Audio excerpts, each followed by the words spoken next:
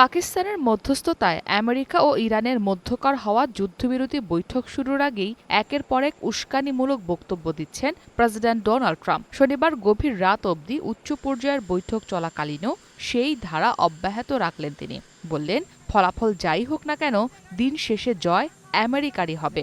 ইরানের সঙ্গে চুক্তি হলো কি হলো না, তাতে তার কিছুই যায় আসে না।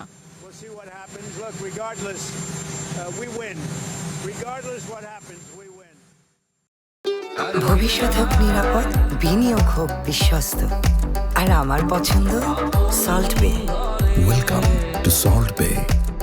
ফ্লোরিডার উদ্দেশ্যে হোয়াইট হাউস ছাড়ার আগে যুদ্ধবিরতি বৈঠক প্রসঙ্গে সাংবাদিকদের প্রশ্নের উত্তর দেন ডোনাল্ড ট্রাম্প। জানান, আলোচনার অগ্রগতির বিস্তারিত তথ্য তাকে জানানো হচ্ছে।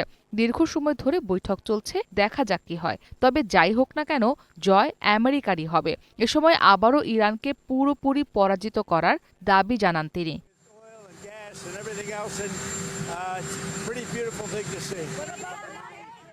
পরে ইরানের প্রস্তাবিত সম্পদ ছাড়ের বিষয়ে প্রশ্ন করা হয় ডোনাল্ড ট্রাম্পকে। জানতে চাওয়া হয় তিনি সেগুলো ছেড়ে দেবেন কিনা। উত্তরে স্পষ্ট করে কিছু বলেননি ট্রাম্প।